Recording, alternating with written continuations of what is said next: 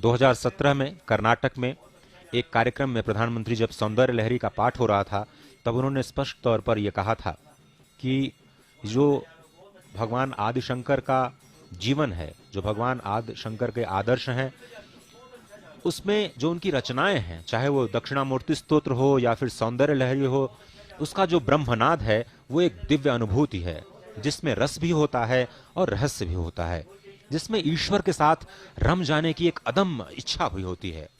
हर मंत्र में एक अलग शक्ति होती है, हर मंत्र का एक अलग भाव होता है, एक नई चेतना होती है जो मनुष्य मात्र को एक नई ऊर्जा से भर देती है। प्रधानमंत्री ने यह जिक्र किया था कि 8-10 दिन पहले इस कार्यक्रम के पहली बार जब वो केदारनाथ में आए थे तो महादेव जी के दर्शन का अवसर मिला था, और कैसे 2500 साल पहले कैसे आदिशंकर इस जगह पे पहुंचे होंगे। और आप समझें, यहां पर पहुंचना और पैदल मार्ग से पहुंचना कितना मुश्किल रहा होगा। सिर्फ 32 वर्ष की आयु में भगवान आदिशंकर यहां पर पहुंचे और यहां पर उन्होंने जो सांस्कृतिक एकता को एक माला में पिरोने का कार्य किया। इस वक्त आप देख रहे हैं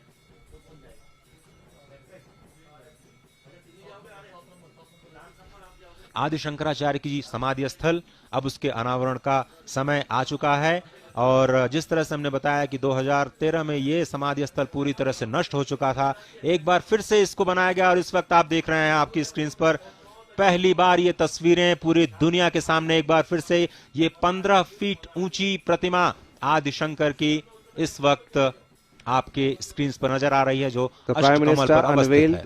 The 13 feet long, it is about 13 feet long statue of Adi Shankaracharya sitting atop the Shri Mantra, and there you see visuals from the top.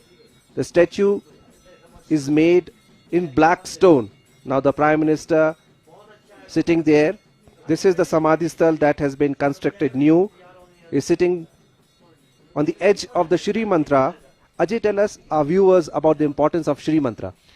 देखिए, ये जो मंत्र है, आप भगवान आदि शंकर को अगर आप देखें तो उनका जो सर्वोच्च मंत्र कहा जाता है वो है मानस पूजा। और इस वक्त प्रधानमंत्री मानस पूजा ही कर रहे हैं, क्योंकि जब आपके पास कोई सामग्री नहीं होती है, और कई बार ऐसी परिस्थितियां आ जाती हैं कि आप बिना सामग्री के पूजा करना चाहते हैं अपने आराध्य की, तो पूजा में जो मानस पूजा होती है उसको सर्वोत्तम पूजा कहा गया है। और इस वक्त आसन पर बैठ करके जो ध्यान पूजा में इस वक्त प्रधानमंत्री आपको नजर आ रहे हैं, स्पष्ट तौर पर ये आदिशंकर के सामने जो उनके मानस पूजा का जो रहस्य उन्होंने समझाया, जिसमें भगवान शिव का जो मानस पूजा मंत्र है वो बहुत ही महत्वपूर्ण है। मैं उसके कुछ श्लोक आपको बताता हूं।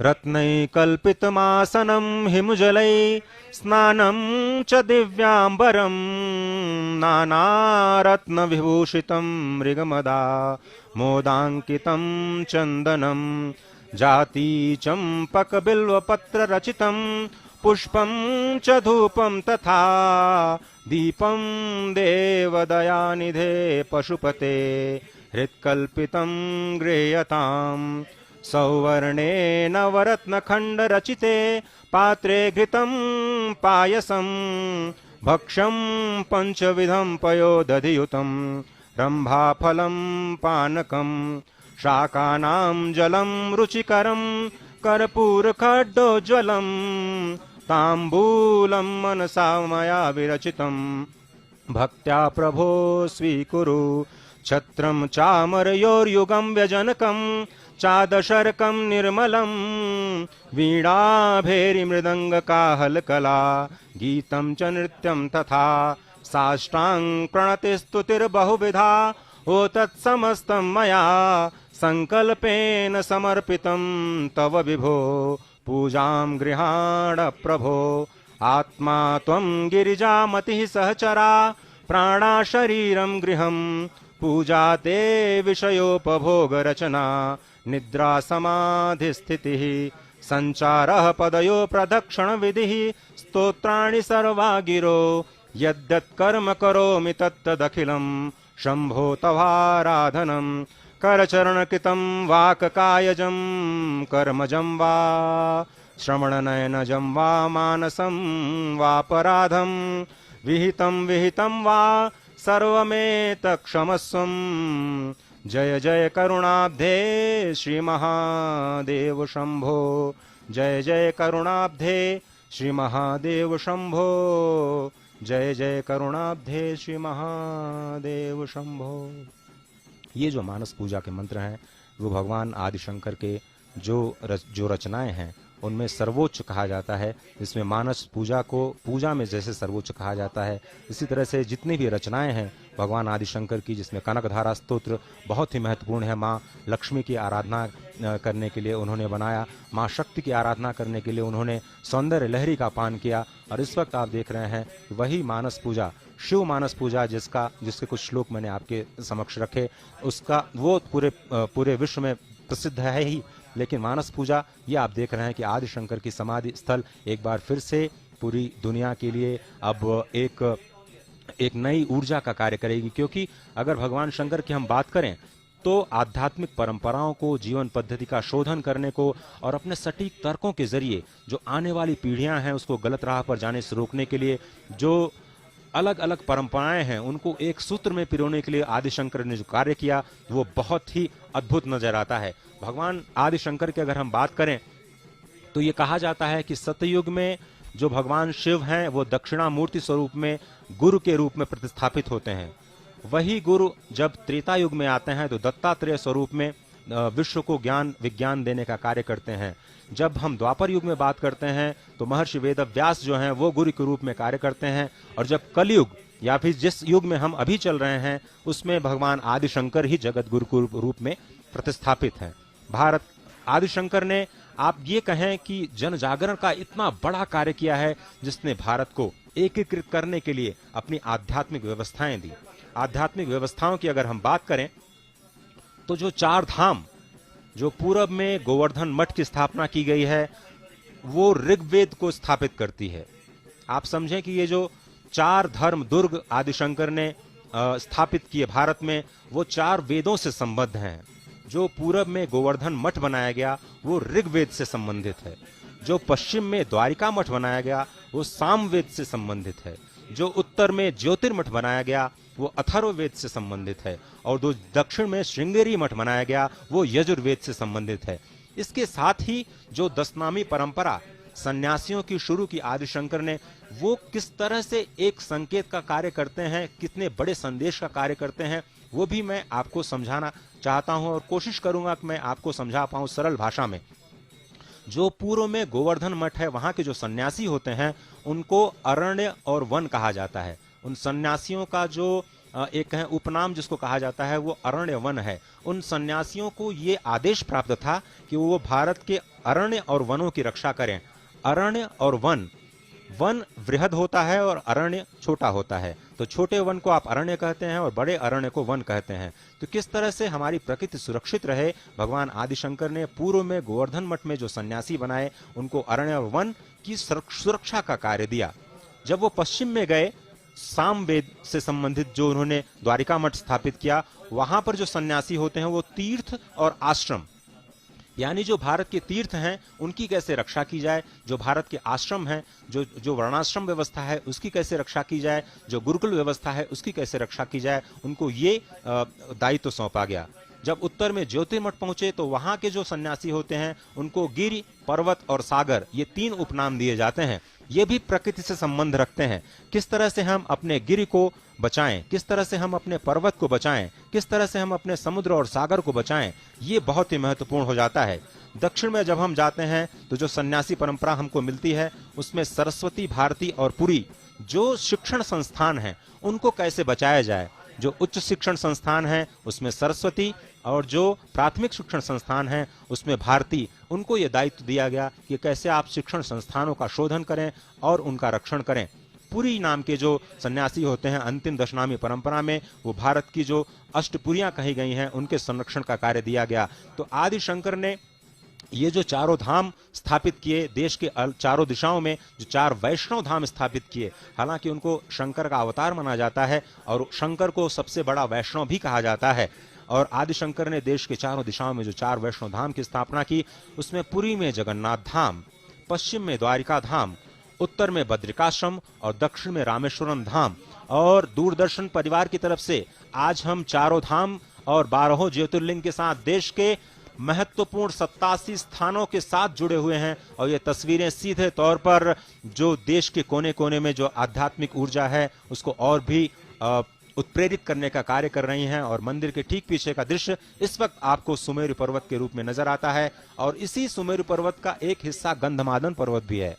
भगवान शिव की जब हम बात करते हैं तो भगवान हनुमान अनायास ही आ जाते हैं और गंधमादन पर्वत पर आज भी कहते हैं कि कलयुग में भगवान हनुमान साक्षात विराजमान हैं और साक्षात विराजमान हैं और इसलिए भक्तों को साक्षात दर्शन भी देते हैं।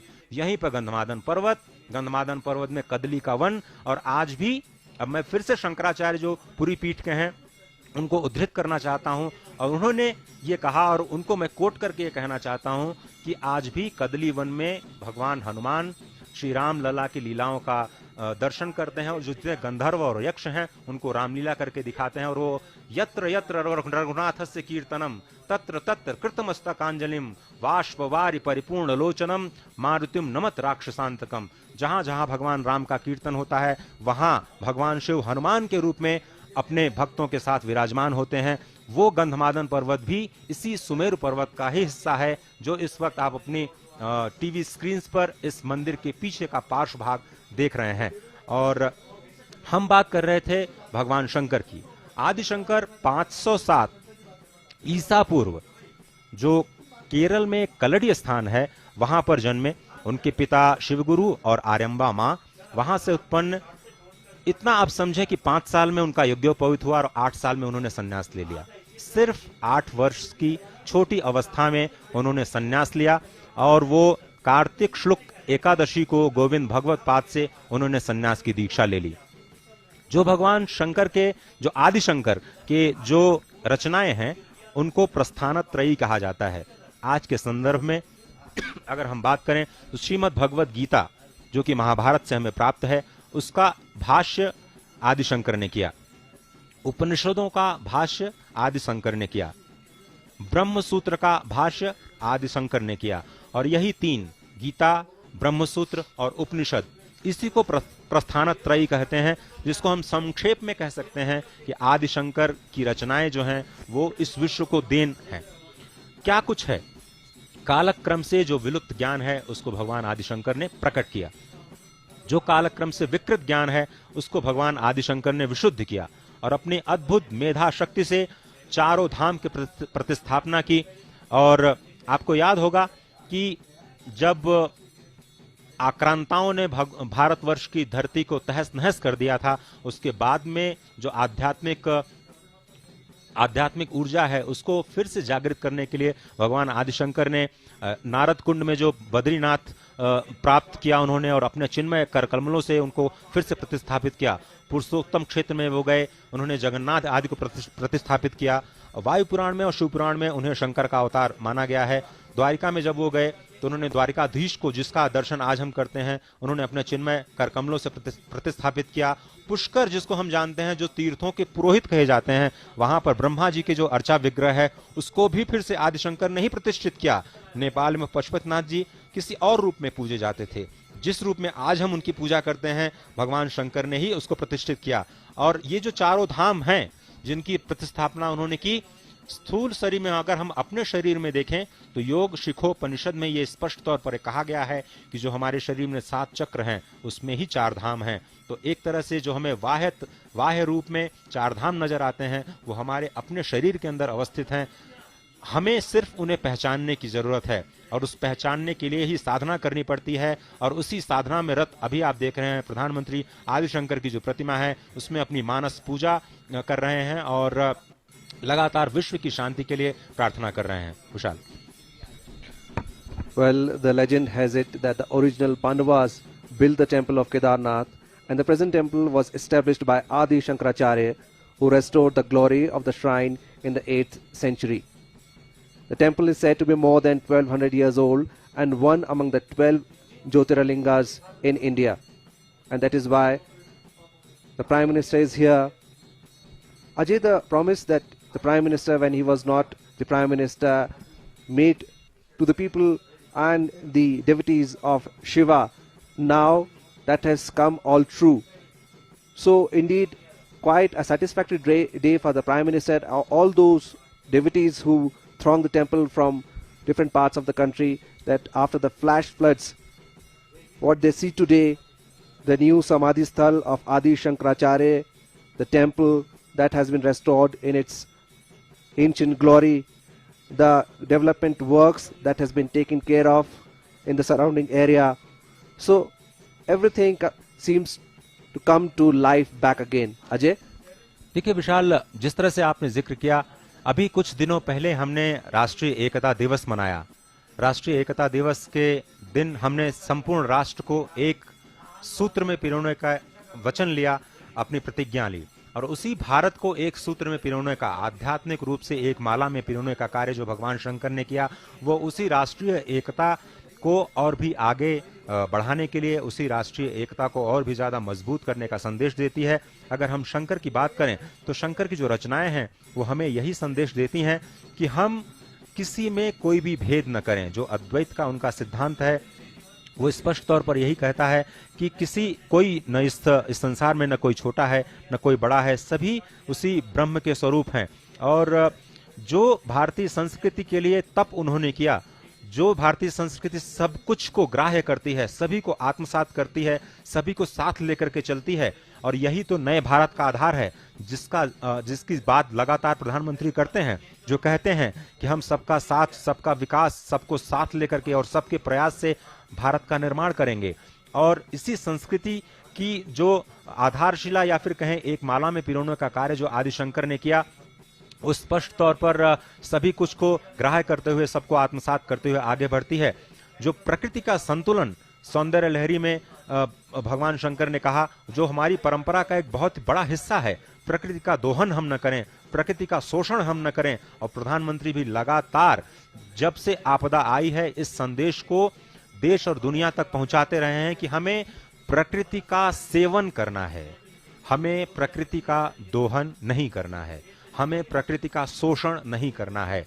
लेकिन आज विकास की अंधी दौड़ में हम देख रहे हैं कि बहुत सारे राष्ट्र ऐसे हैं जो कार्बन उत्सर्जन के मामले में बहुत आगे हैं। आप ये कहें कि जो पंच तत्व हैं वो धीरे धीरे विकृत होते जा रहे हैं। और जब क्षिति, जल, पावक, गगन, समीरा, जिसको हम कहते हैं 5 तत्व से हमारा शरीर बना है, अगर वो 5 तत्व प्रदूषित होते हैं, विकृत होते हैं, तभी प्रकृति में कहीं न कहीं आपको संकेत मिलते हैं कि प्रकृति किसी न किसी आपदा के रूप में मनुष्य को सिखाने का कार्य करती है कि मनुष्य को अपनी सीमा को समझना चाहिए, अपनी क्षमताओं को समझना चाहिए और अपनी आस्था को, क्षमता को, ऊर्जा को सकारात्मक दिशा में ले जाने का प्रयास करना चाहिए। प्रकृति का शोषण नहीं करना चाहिए। और यही वन, अरण्य, पर्वत, सागर, गिरि, आश्रम, तमाम सन्यासी परंपरा, जो 10नामी परंपरा भगवान आदि शंकर ने दी इस समाज को, इस देश को, इन्हीं प्रकृति के संरक्षण का एक बहुत बड़ा संदेश भगवान आदि शंकर देते हैं। राष्ट्रीय एकता का बहुत बड़ा संदेश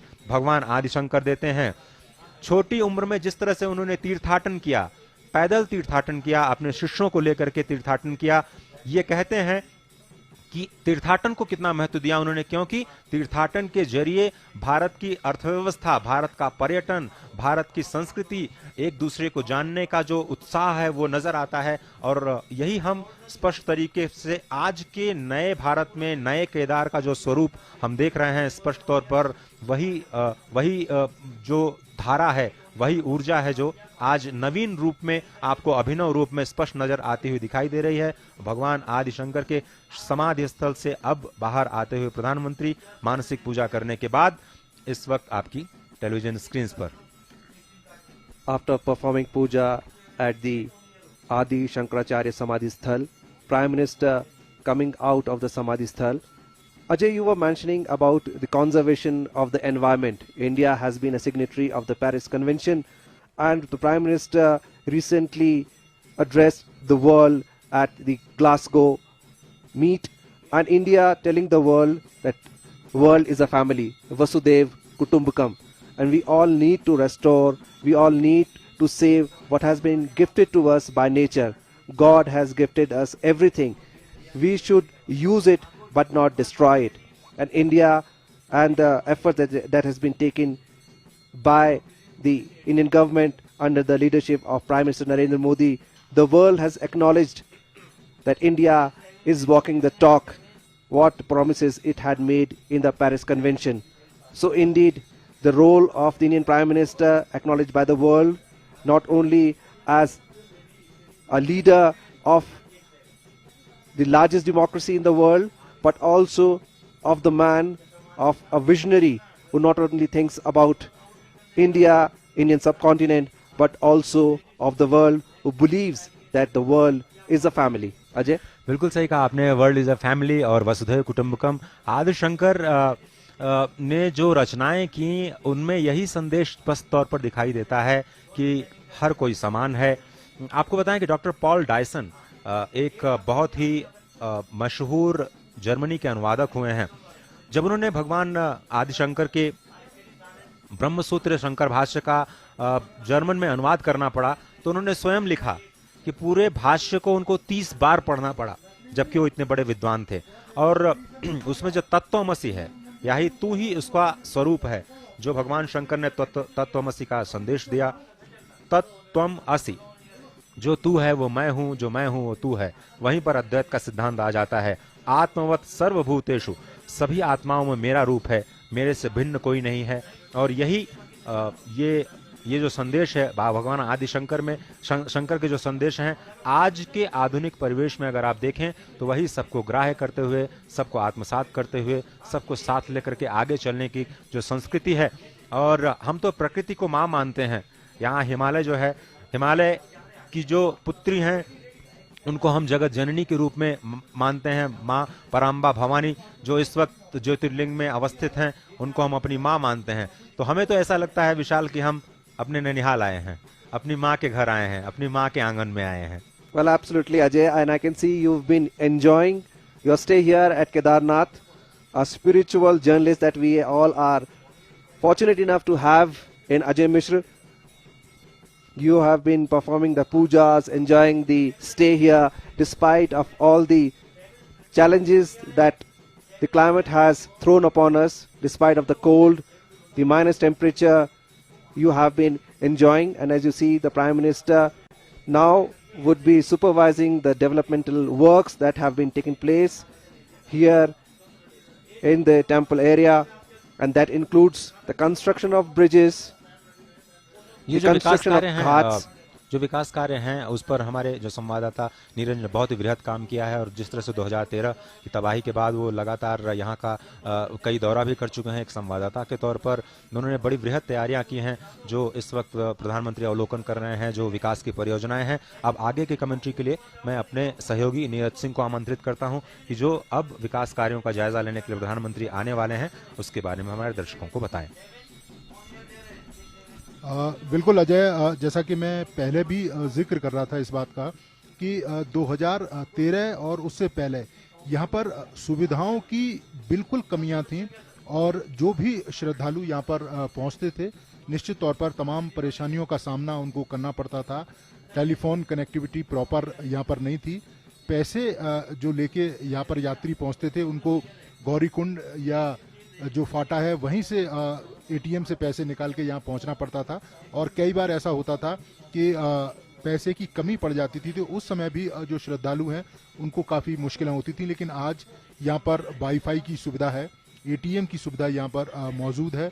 इसके साथ साथ ही मंदिर परिसर के पास ही यहाँ पर एक हाट बाज़ार है वो बनाया गया है ताकि जो तमाम दुकानदार हैं जो मंदिर परिसर के आसपास अपनी दुकानें लगाते थे वो एक जगह लगा सकें।